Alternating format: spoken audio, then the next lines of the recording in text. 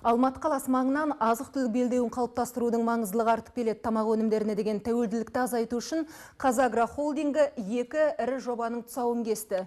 Үкімет басшысының бірінші орынбасары Бақытжан Сағынтаев бүгін агрокешенді дамытуға байланысты инвестициялық жобалардың жұмысымен танысты. Оның ішінде тәулігіне 12 тонна көкөніс өнімдерін баптайтын Greenland Алатау жылыжайымен жылына 18 миллион келі құс етін өндіретін Алатау құс акционерлік қоғамын ерекше атауға болады.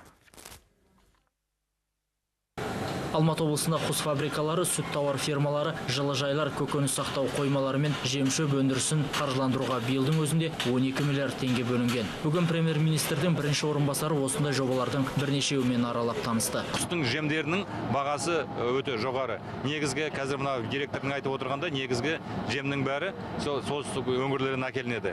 Яғни оның бәрі осы құс етінің бағасының 70%-на дейін сол жемдерге кеп тиіп отыр. Бұл өте жоғары.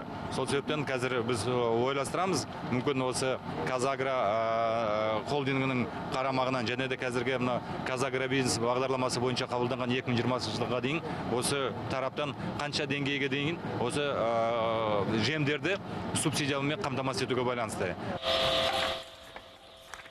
Алатау құс фабрикасы ұлттық агрохолдингтің қаржыландыруымен 2 жыл бұрын құрылған. Мемлекет өндіріс орнына 2 миллиард теңге жұмсады. Биыл фабрикада құс басын жаңарту, құстың қораларын қайта жабдықтау арқылы өнім көлемі артқан. Бірақ кедендік одақ елдерінен келетін өнімдерге әлі де бәсекелес бола алмай отыр. Агрохолдинг жетекшісі сондай-ақ кәсіпкерлерді қаржыландырудағы қиындықтарды да атап өтті. Основная большая проблема. Кәсіпорындарды несиелеуде басты мәселенің бірі кепілдікті қамтамасыз ету. Бұл жағы жаңадан қабылданған агробизнестік бағдарламада қарастырылғанымен, оның механизмдері жөнді жұмыс жасамай отыр. Сондықтан біз жыл соңына дейін Қазагроинвест атты қор құрып, бұл шаруаны соның аясында шешуге талпынамыз. Дүкен сөрелерінде самсап тұрған тауарлар санатында отандық өнімдер әлі де сирек. Әсіресе оңтүстік өңірге қолайлы көкөніс өнімдерін сырттан тасымалдау сынға ілігіп жүрген мәселе. Осы олқылықтың орнын толтыру үшін 3 жыл бұрын мұна жылыжай іске қосылған болатын. Аумағы 5 гектар жерді алып жатқан жасыл өнімді баптау кешені күн сайын 12 тонна өнім алады. Мемлекеттің субсидиялауымен әзірше өзін-өз ақтап отырған мекеменің болашағы зор. Кәсіпорын қазірдің өзінде сапалы өнім,